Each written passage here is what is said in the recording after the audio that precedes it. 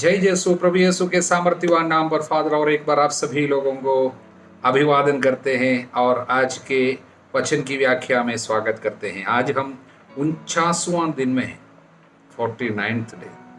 कितनी सुंदर बात है, प्रभु हमारे साथ और हम मिलकर ये तीर्थ यात्रा कर रहे हैं और हम लोग लेवी ग्रंथ के 7 और 8वां अध्याय पहुंच चुके हैं और स्तोत्र संख्या 7 पहुंचे हैं, लूकस के सुसमाचार के अध्याय 5। प्रियजनों, लेवी ग्रंथ महत्वपूर्ण किताब है, पुस्तक है। एक एक अध्याय हमको पढ़ना चाहिए, मैंने आपसे कहा था।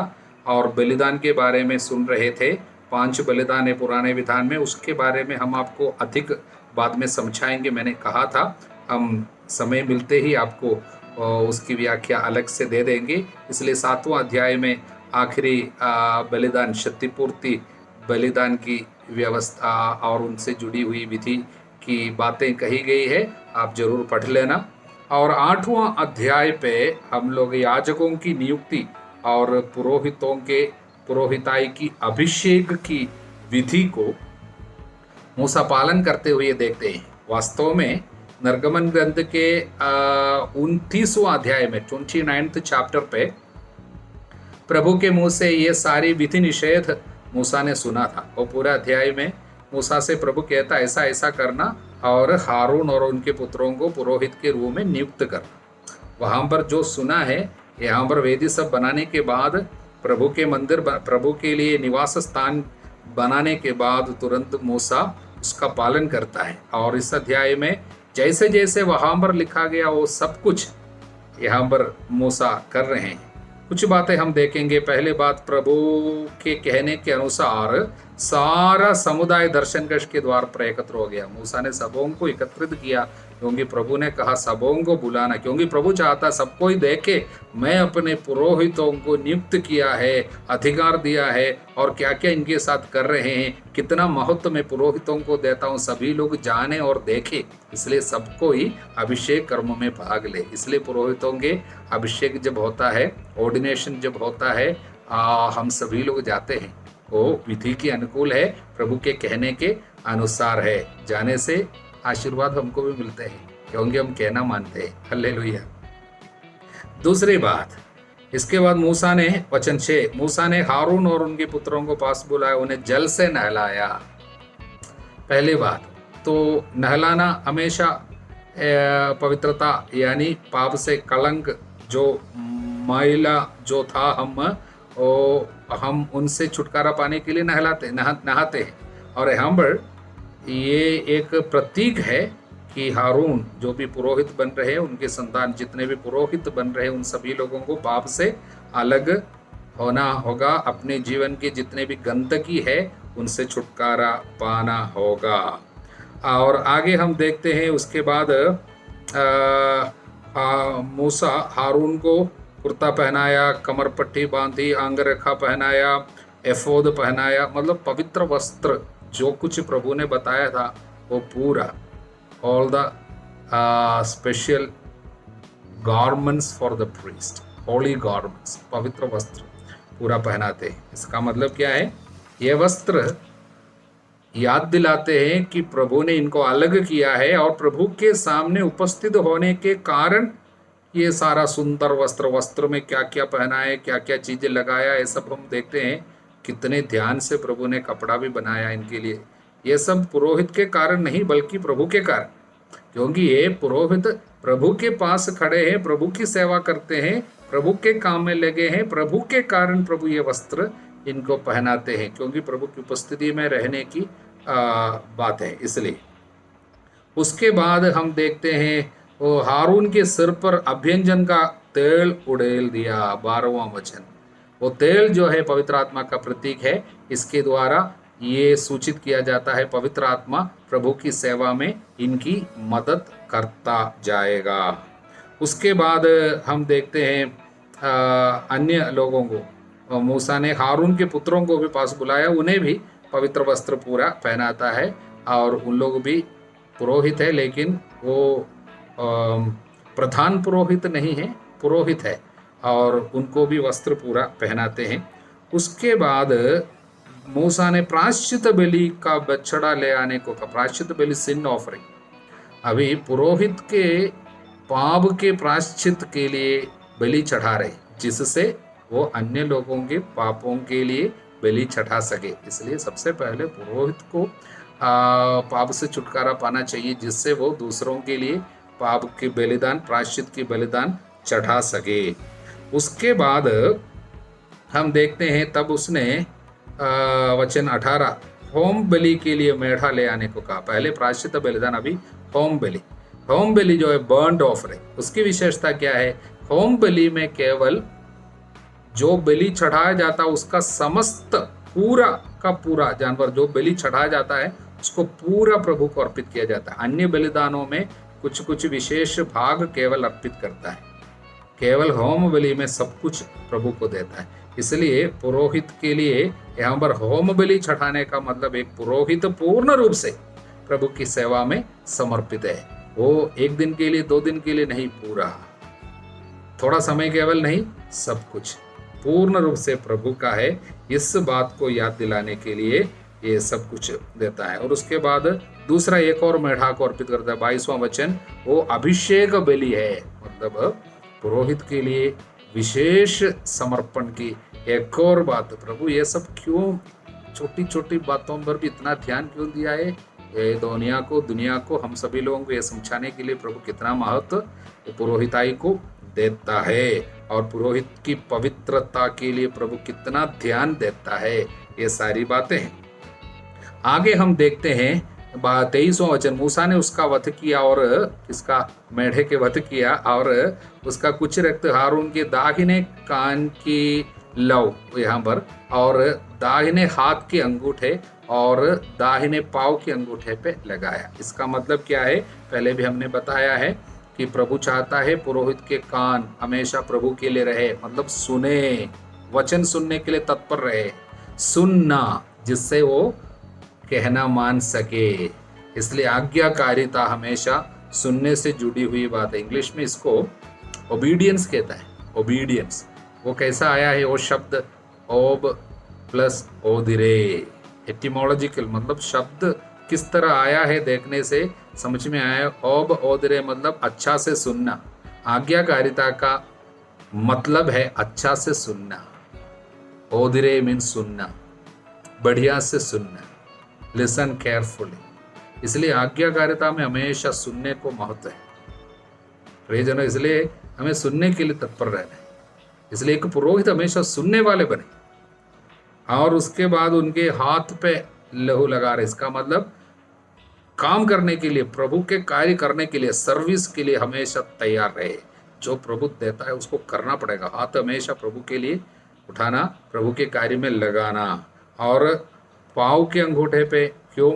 प्रभु जहां चाहता वहां पर जाए। हाँ, चलने के लिए तैयार, प्रभु के लिए जाना है, उत्साह के साथ रहना चाहिए, प्रभु के लिए जाना है। और उसके बाद हम देखते हैं कुछ 30वां वचन, मूसा ने अभिंजन के तेल और वेदी के रक्त में से थोड़ा थोड़ा लेकर हारून और उसके वस्त्रों तथा उनके पुत्रों के वस्त्रों पर छिड़का। वस्त्रों पे बलि का लहू छिड़का दिया। इसका मतलब बलि के जो बलि वेदी पे जो लहू बहाया गया उसकी योग्यता द्वारा उनके वस्त्र भी शुद्ध किया जा रहा है। बलिदान की योग्यता पुरोहित को और शुद्ध करेगा, लहू की योग्यता शुद्ध करेगा, ऐसा है। और उसके बाद अंत में वचन 34, जो आज किया गया है उसे प्रभु के आदेश के अनुसार 7 दिन तक करना होगा। एक दिन के 7 दिन इतना कार्य करना। इसका मतलब क्या है? इतना सब कुछ बहुत ज्यादा है। अभी 7 दिन बराबर करने के बाद ही बाहर निकलेगा, तब तक ये पुरोहित अंदर रहेगा। इसका मतलब क्या है? पुरोहित का जीवन प्रभु के कार्य में थकना नहीं चाहिए, प्रभु की सेवा में थकना नहीं चाहिए, और डट कर रहना पड़ेगा। एक दिन में ऊबने वाला हो तो भागने दो, वो प्रभु का काम नहीं कर सकेगा। अगर प्रभु के कार्य में चुने हुए लोग बीच में अगर जाएगा, ये 7 दिन प्रभु जो निर्धारित किया, वचन में लिखा है 7 दिन तक दिन रात दर्शन कक्ष के द्वार पे उपस्थित रहना, प्रभु के सामने उपस्थित रहना 7 दिन। 7 बाइबल की भाषा में 7 का मतलब पूरा, मतलब पूरे जीवन का मतलब है बलिदान, निरंतर बलिदान। और इस प्रकार तुम प्रभु के आदेश का पालन करोगे और तुम्हारी मृत्यु नहीं होगी, मतलब नहीं तो तुम मर जाओगे। मतलब अनेक पुरोहित गण दर्शन कक्ष के द्वार को छोड़ के जाते हैं और मर जाते हैं, मतलब हाँ उनकी मृत्यु हो जाती है, आध्यात्मिक मृत्यु हो सकती है या दुर्घटना हो सकती है, तकलीफ हो सकती है। पुरोहितों के लिए कितनी प्रार्थना की जरूरत है आपको पता है।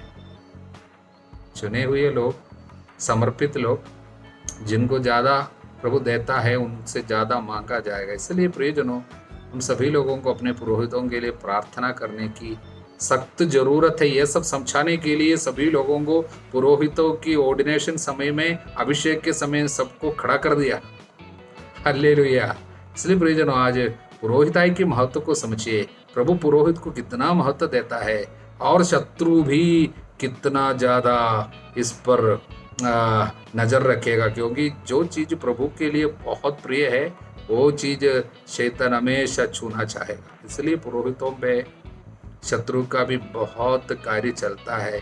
इसलिए हम लोगों को अपने पुरोहितों के लिए प्रार्थना का हाथ उठाकर उनको मदद करनी चाहिए। हालेलुया। स्तोत्र संज्ञा 7 हम लोग जरा देखेंगे। ईश्वर का न्याय हेडिंग दिया हुआ है, उसके नीचे उसको ऊपरी लेख बोलता है, इंग्लिश में बोलता है सुपरस्क्रिप्शन। ऐसे सुपरस्क्रिप्शन वाले 13 स्तोत्र के ऊपर इस तरह का चीज दिया गया है जो दाऊद के जीवन से जुड़ी हुई कुछ घटना के बारे में याद दिलाते हैं। हम पर क्या लिखा है दाऊद का, जिसे उसने बेन्यामीनी खूश के कारण प्रभु के सामने गाया था। शोक गीत है, प्रभु के सामने ऐसा गाया था, किसके कारण? बेन्यामीनी खूश के कारण। ये घटना क्या है बताते हैं। राजा बनने के पहले की बात है। उस समय राजा था साउल, इस्राएल के पहला राजा। लोग उस समय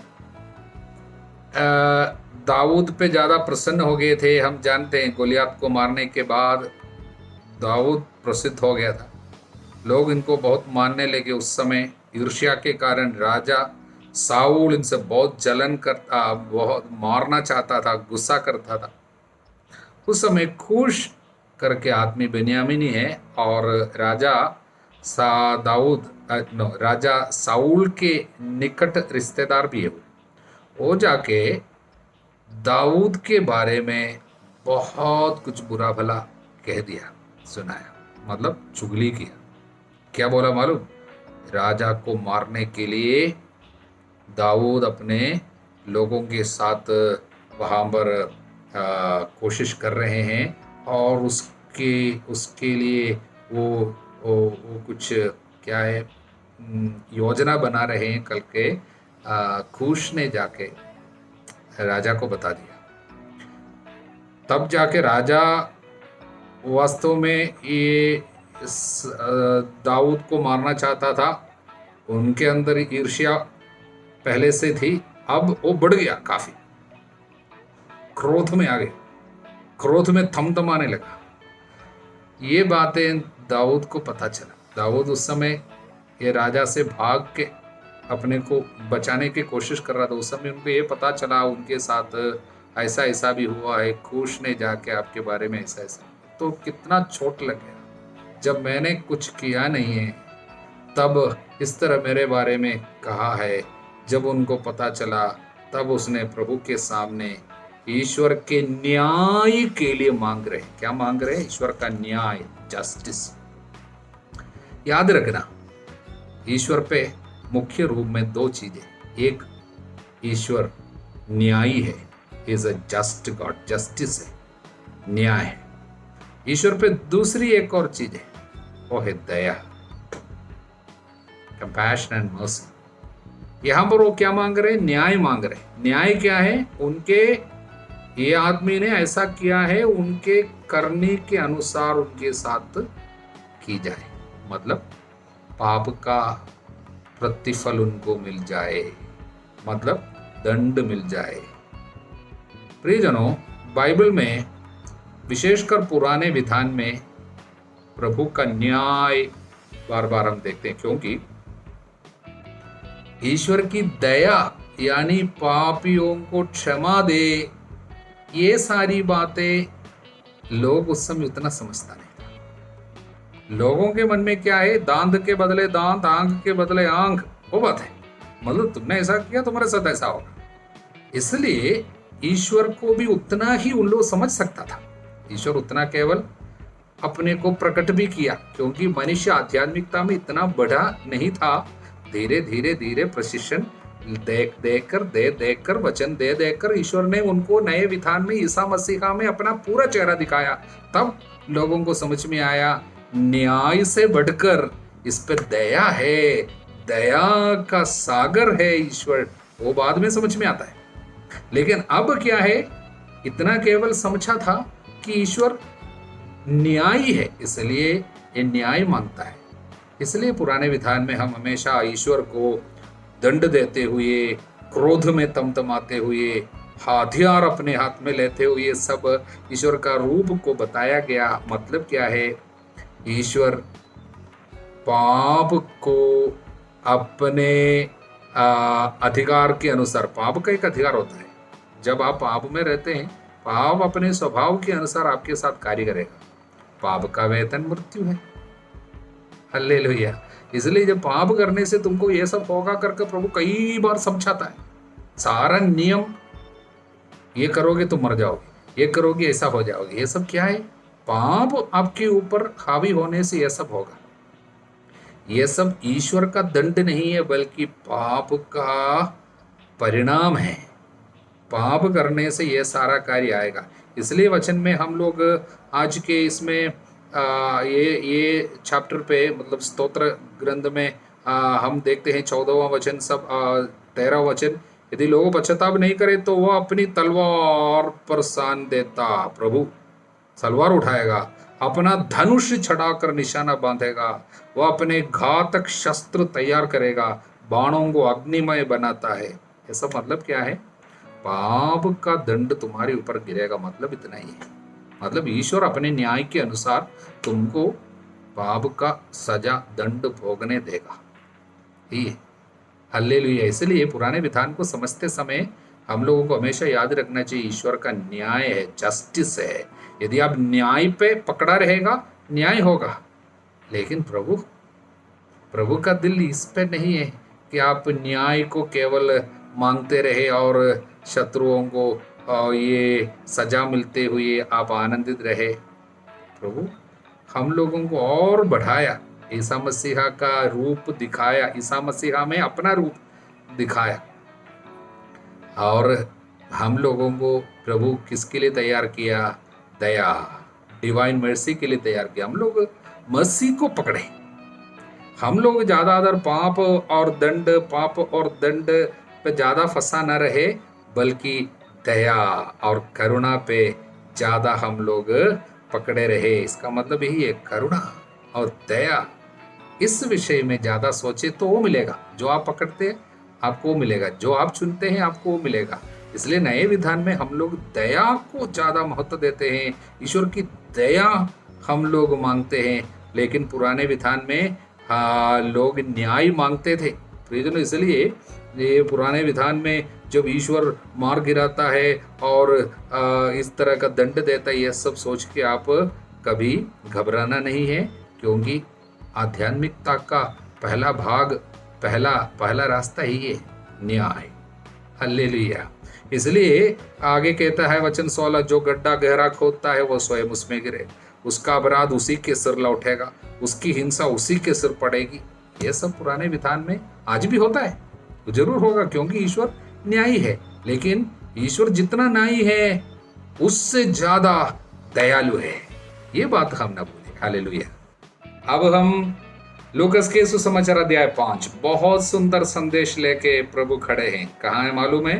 गनेसरत के झील के किनारे खड़े हैं। कब है समय?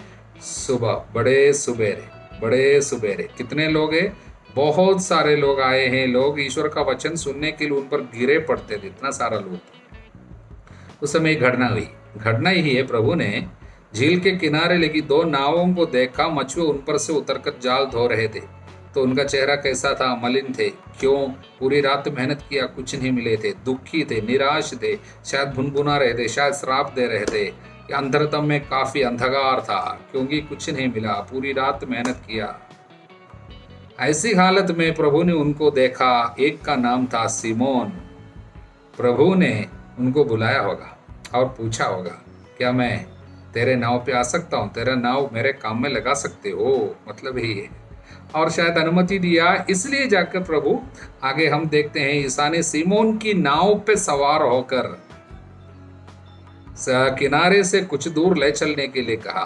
प्रभु किसी के नाव पे आता है, बोलेगा किनारे से कुछ दूर ले चलो। किनारे वो जगह जहां पर सारे गंदगी आके फंस जाता है, मतलब जो भी समुद्र की गंदगी सब किनारे पे आ जाएगा। लेकिन किनारे का मतलब है जहां पर हम अभी भी पाप की हालत में हैं और पानी पे चले आओ। किसी की गाड़ी में प्रभु आएगा, उनको धीरे धीरे पानी पे लेके आ। पानी बाइबल की भाषा में अभिषेक है और और क्या है? प्रभु की कृपा का प्रतीक है। पानी, गहरा पानी, संजीवन जल की नदी, ये सब जो प्रभु बोलता है। इसलिए पानी पे पूरा लेके आओ। आया, वहां बैठ के क्या किया? बैठे हुए जनता को शिक्षा दिया, वचन दिया। अब सबसे सुंदर वाक्य, अगला वचन, 14वां वचन। उपदेश समाप्त करने के बाद, कब? उपदेश समाप्त करने के बाद ईसा ने सिमोन से कहा, नाव गहरे पानी पे ले चलो, मछली पकड़ने के लिए जाल डालो। अभी वो डालो। पहले जो कम करता था, रात में किया, अब करो। हालेलुया। अगला वचन, सिमोन ने कहा, गुरुवर, रात भर मेहनत करने पर भी हम कुछ नहीं पकड़ सके। हम पूरी रात मेहनत किया था, कुछ नहीं मिला, परंतु आपके कहने पर मैं जाल डालूंगा। ध्यान से सुनिए, हमने रात भर मेहनत किया, थक गया था। हमारा थकावट हमसे कहता है अभी मत करो।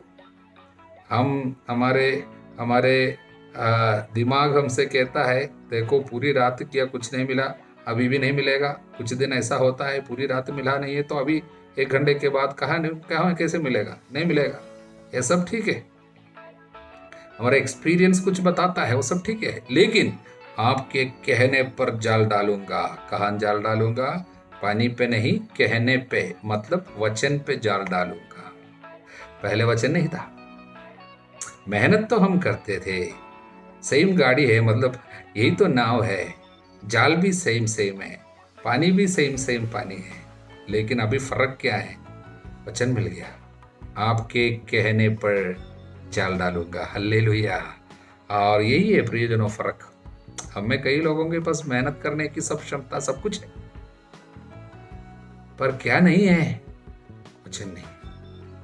प्रभु ने देखा इन लोग इतना मेहनती है, इतना काम किया, इसमें क्या चीज की कमी है? प्रभु ने देखा, इसलिए उनकी गाड़ी पे बैठ के वचन दिया।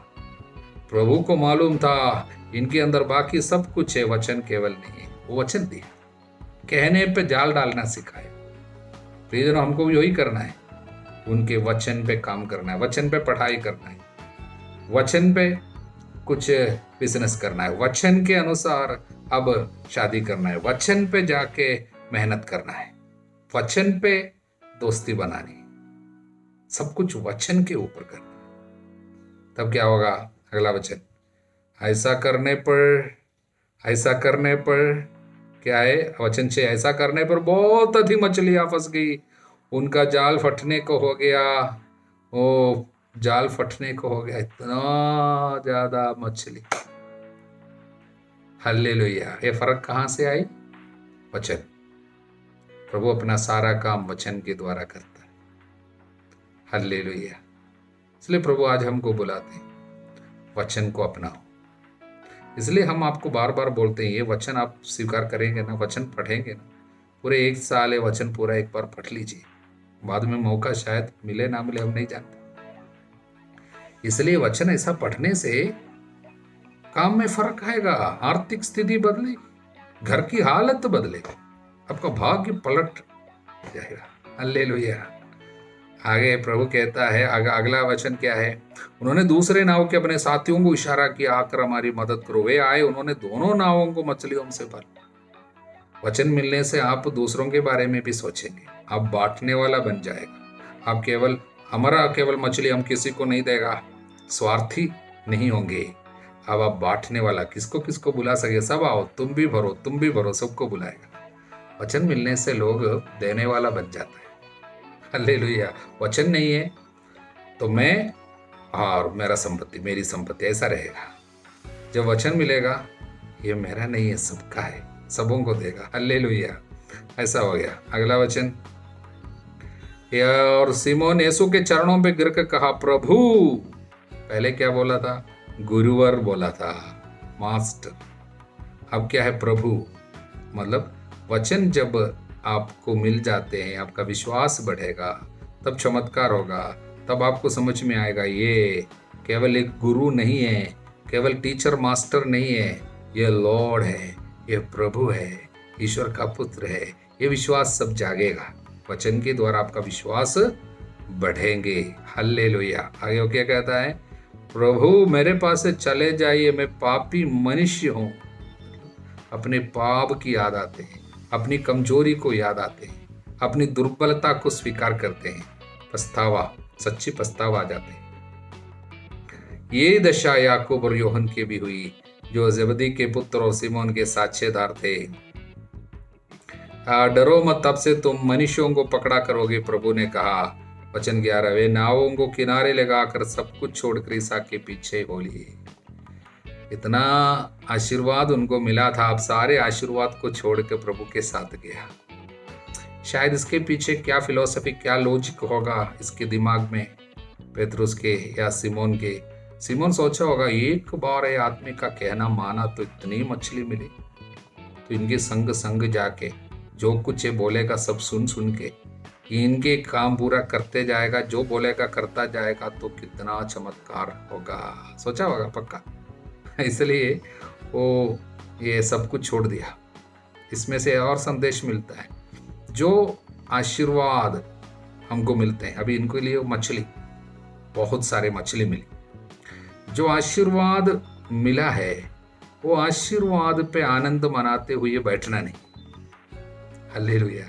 हमें आनंद मनाने के लिए आशीर्वाद, जो गिफ्ट, जो आशीष मिली है, उस पे हमको फंसे नहीं रहना है, बल्कि सारी आशीषों के स्रोत, आशीषों के दाता, उसके पीछे जाना है, उसी पे आनंद मनाना है। मतलब दान में आनंद मना के बैठना नहीं है, दाता पे आनंद मनाना चाहिए। यही तो हमको पेतरुस और सीमन पेतरुस हमको दिखा रहे हैं अपने करने के द्वारा, अपने इस काम के द्वारा। हमें ज़्यादातर लोग क्या बोलता है, क्या करते हैं? आशीर्वाद के रूप में बच्चा मिला, बच्चे पे फंसा हुआ रहता है। संपत्ति मिली, संपत्ति को ज़्यादा महत्व देकर बैठा है। नौकरी मिली, नौकरी बोल कर वहां पर बैठा हुआ है। प्रेज दान है वो सब ब्लेसिंग है। ब्लेसिंग में फंसते नहीं रहना। हम लोगों को प्रभु पे ध्यान लगाना है। वो आशीषों का स्रोत है, आनंद का वो स्रोत है, उसी पे हमको आनंद मना के चलना है। हालेलुया। और एक संदेश पे ध्यान देना अच्छा है खत्म करने के पहले, भले ही थोड़ा समय ज़्यादा हो गया। फिर भी लूकस 5:15, ईसा की ख्याति बढ़ रही थी। भीड़ की भीड़ उनका उपदेश सुनने, अपने रोगों से छुटकारा पाने के लिए उनके पास आती थी। काय के लिए आती थी? भीड़ की भीड़ दूर दराज से क्यों आती थी? उपदेश सुनना है, रोगों से छुटकारा पाना है, इसलिए सबको यीशु की जरूरत है। सभी लोग यीशु को चाहता है। बिजी बहुत हो गया, बहुत प्रसिद्ध हो गया। हालेलुया। तब यीशु का काम जब बढ़ गया, यीशु ये नहीं सोचा चलो भाई इतने सारे लोग दूर दराज से आए हैं, सबों को आज ज्यादा वचन देंगे, सबों को चंगा करेंगे, ये नहीं सोचा। अगला वचन, लेकिन वो अलग जाकर एकांत स्थानों में प्रार्थना किया करते थे। मतलब काम बढ़ गया। कौन सा काम था? वचन सुनाने का काम, अच्छा काम है। रोगियों को चंगा करने का काम, बढ़िया काम है। शक्ति, दुष्टात्मा की शक्ति से पीड़ित लोगों को छुड़ाना, शैतान को बाहर करना, बहुत अच्छा काम है। इतने अच्छे कार्य प्रार्थना के नाम पे छोड़ दिया। क्योंकि प्रभु को पता था ये काम प्रार्थना के बदले में नहीं होगा। प्रार्थना के जगह में प्रार्थना ही चाहिए, काम केवल नहीं चाहिए। भले ही कितना अच्छा कार्य क्यों न हो, प्रार्थना को सब्स्टिट्यूट नहीं कर सकता, प्रार्थना का जगह नहीं ले सकता। तब जाके हम कहीं कहीं ये बातें देखते हैं, कहीं कहीं लिखा हुआ रहता है कर्म ही पूजा है, वर्क इज माई वर्शिप। धोखा है, धोखा है। वचन कभी नहीं बताते हैं कर्म ही पूजा है। कर्म कर्म होता है, पूजा अलग होता है।